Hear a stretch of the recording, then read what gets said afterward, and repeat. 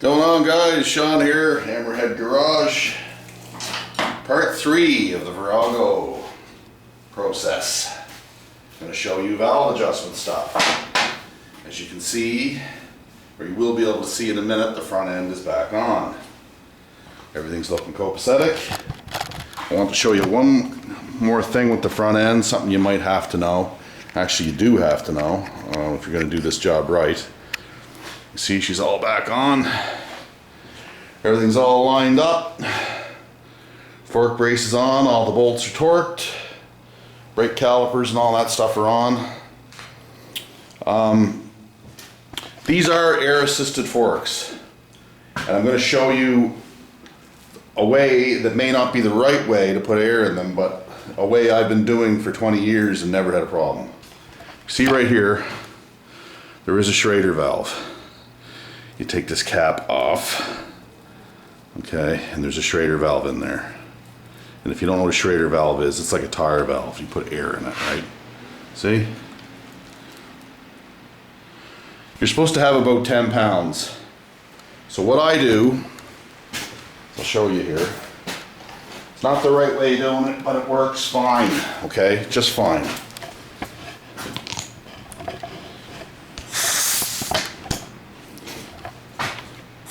Bear with me here. All right, there's your air chuck. All I do is I put it on there quickly and release it, just on and off. Okay, so you just stick it on there. I've already done these, I'm not gonna do it, so you just stick it on there, quick and off. And that'll put enough air in there, trust me. And if you're that worried about it, what you do is you get yourself a tire pressure gauge that measures in very fine increments up to 20 pounds. See, this one is super fine. It's 1, 2, 3, 4, 5, 6, 7, 8, 9, 10, all the way up to 20. And then just release air out of it until you hit that magic number that you're looking for. All right, so that's the forks. Now, on to the stuff you guys have been waiting for. How to do a valve set. And by valve set, I mean a valve adjustment. I went through and prepped this bike already, okay? As you can see, I took the caps off. That's what it looks like in there. You can see your valve and your rocker arm and your retainer and all that. Okay, obviously this one is the intake because it's on the manifold side. This one is the exhaust because it's on the exhaust side. That's kind of a no-brainer. That one there you can get off, but you have to lift the gas tank. I'll show you how here. I basically just took the seat off, okay? I loosened off this nut, that's a 12 millimeter, and then I just jammed a wrench under there to give me enough clearance to get it off. That back one can be a bit of a chore. It's actually easier to get it on the left side of the bike. You can see it in there. It's kind of tight in there, but you can get it off, trust me. I just did. You can see they got a little rubber gasket in there too. You want to make sure that gasket's in good shape, doesn't have a lot of wear on it or nicks or anything. If it does, replace it. You don't want oil leaks on your hot exhaust. That's kind of a bummer. Okay, now to get down to the Allen key size for the cat nuts, for the valve adjustment covers, it's a 5 millimeter. 5 millimeter, that's the size you want. This is what the Allen heads look like for these covers. Okay, you can see one in there, I got one on my hand. Okay, it's a 5 millimeter. That's what you're gonna use. Okay, once you get them off, pull your spark plugs out on both sides because you're gonna need to turn the engine over by hand to get on the proper stroke. And I always put a blue towel on any open hole in the engine because trust me guys, you do not want to have a bolt come loose and go down inside the spark plug hole. It's a bad day for everybody. So just 2 seconds and cover up these holes with some blue shop towel will save you a mile of grief, a mountain of grief. And if you don't catch it and happen to drop a bolt down inside the engine, well, that's sayonara for your power plant in most cases. Okay, when you get to this state, and this is easy on this Virago because it's a single carb. Those guys that have the dual carb, but they still have the Attache carbs, you have to take a lot of shit off to get to this point. But it's not hard. You take this plate off. Okay, this plate goes right over here. It's held in place by these 3 Phillips screws. Okay, you pull them out. Then you see this. It's a little sight window up there with a pointer.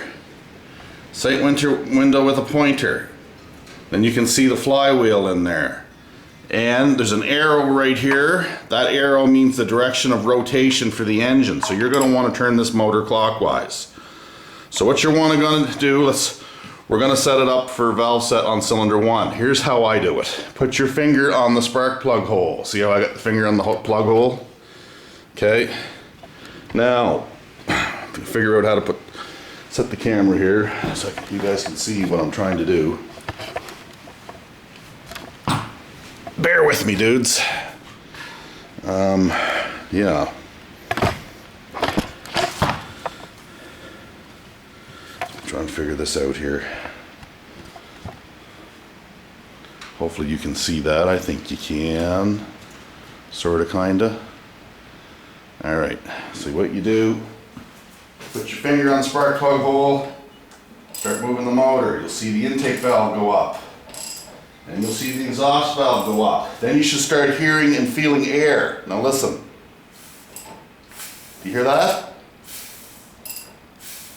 That's the spark plug, that's the piston coming up on TDC compression. That is the stroke you want it on. TDC compression. Another quick way to tell whether your piston's on the way up, put something on the plug hole like this. Turn the wrench slowly, you'll see it start to rise. You know the piston's there. Right there's the dwell point.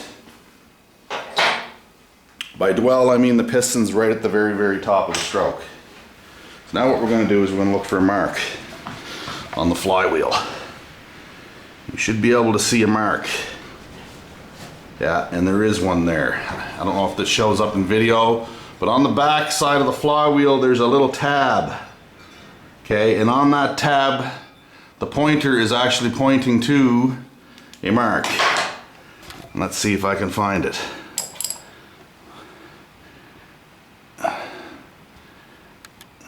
There's the mark. I don't know if that shows up, but there is a mark. There's a line, it's a vertical line like that, right on the flywheel, right on the flywheel. It lines up with that pointer in there. Okay, that's TDC. That's top dead center, cylinder 1. All right, so now we know we're on the right stroke. Okay, now what we're going to want to do is we're going to want to go over here. We're going to move by hand the exhaust valve, and there's movement there. Then we're going to go in here and we're going to move the intake valve, and there's movement there. To check it, go to my book. I look for, in my book here, 1985 Yamaha Street Bikes XV 1000 Virago 1000N Virago. I go over here and I look at the valve specs, valve clearances in inches, or in millimeters in this case. Intake valve says that it's 0.07 to 0.12. The middle of that would be 0.10, which is 4 thou. There's my 4 thou feeler gauge. That's for the intake. Exhaust, it says it's 0.12 to 0.17 millimeters. The middle of that range is 0.15 millimeters, which is a 6 thou feeler gauge. 4 thousandths for the intake, 6 thousandths for the exhaust. Those are the clearances. I always go in the middle of the range. You can go tighter or looser, but I've found over the years fixing bikes that you stay in the middle of the range. That's the happy spot. They tend to stay in adjustment for a long period, and the engine runs at top efficiency at that level. So anyway, this is the exhausts. I got the wrong feeler gauge. I need the 6 thou one.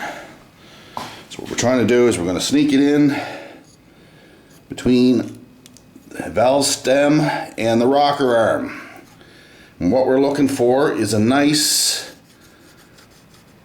snug feel. It's nice and snug in there.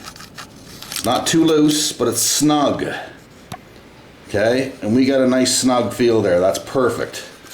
So, cylinder 1 exhaust is in spec. Let's go to the intake. This is the 4th thou feeler gauge.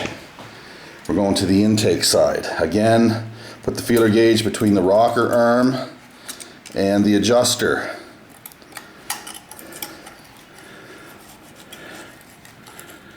Okay, if you can see it on camera or not, I'll try and show it, but all right.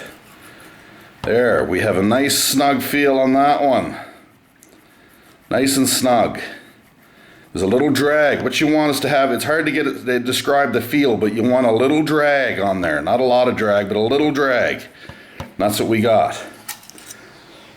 So, cylinder 1 is fine. Now, what we have to do is we have to repeat the same process, but for the exhaust side. So we have to rotate the engine around. Okay? So if you take this hand, you can put it around and put it with your thumb on the spark plug hole. You can start moving the crank with your, and the socket down here on the crankshaft, just so you know, is 22 millimeters. So you're going to move it around. You're going to see the intake valve open and close. You're going to see the exhaust valve open and close. Then you're going to listen for that air. I can feel it right now. So listen. Hear that? That's the piston coming up on TDC. Okay? And look in the sight window. Oh, I see the vertical line. So I just move it up ever so slowly. There, right there. Right there. Now, it says F on the rear cylinder. There's 2 lines. F for fire. Okay, so you put it right there, you line them up. I'll show that, I'll see if I can show that on camera. Don't know if it'll show up, but I'll try. Don't know if you guys can see that or not. There's 2 lines and an F, and in between them is a pointer. You want it right there. Okay, now your piston's lined up to do a valve check or adjustment on that cylinder. So, seeing as we're right here, we'll take our 4th thou feeler gauge, which is for the intake, and we'll do a check on that. Again, slide the feeler gauge in between the valve stem and the rocker arm. Okay?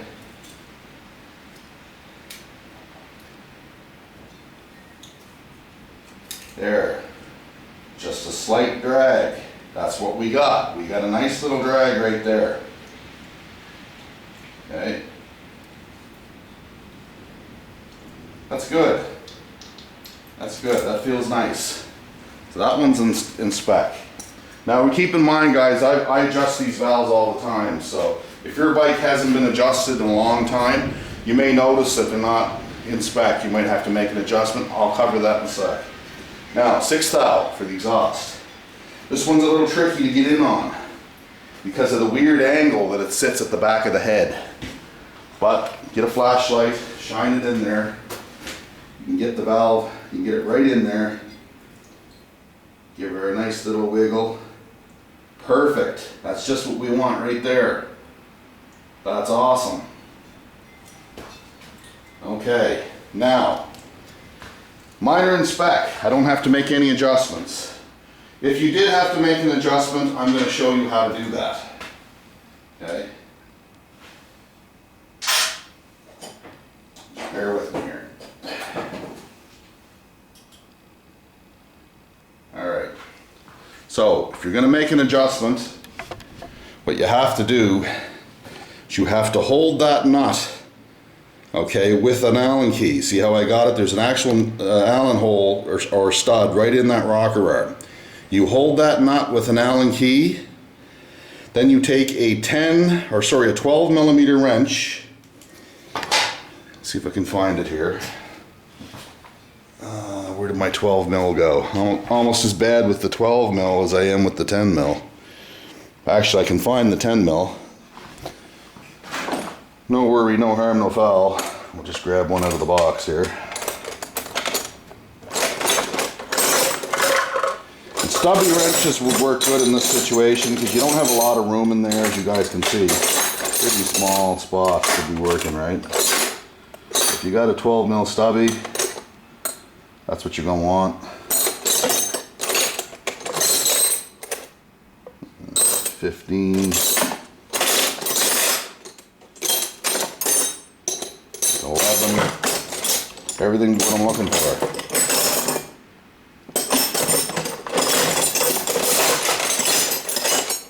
All right. Hold on.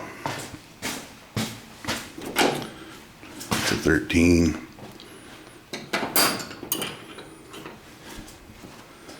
Okay, we'll steal the one under the gas tank for now. Well, that's a 13. There's a 12. All right, so what you're gonna want to do is basically like that. Okay, you hold the screw with the Allen key and you turn the nut counterclockwise to loosen it. Then once it's loose, you take your Allen key and you go counterclockwise. You turn it counterclockwise, and what that'll do is loosen that. It'll loosen the rocker arm to valve stem relationship and make the gap wider with the appropriate feel gauge in there until you get the right amount of drag. Then with the gauge still in there, okay, tighten up your set screw. Once you get the adjustment where you want it, lock the nut down clockwise, tight. You want that tight, okay? Then what you're going to want to do after you've set all the valves is rotate the engine through 2 complete revolutions and recheck the clearances. Sometimes things will move, believe it or not. That's all there is to it. Once you get the valve set, you have the rocker arms locked down, you put your covers back on, make sure the rubber gasket's in good shape, put everything back together, throw a new set of plugs in it, properly gapped, and run it. That's basically it, boys. So anyway, the next video will be part 4. I'll actually have this thing running and we'll do a little bit of carburetor tuning. Right on. Thumbs up for more amps. See ya.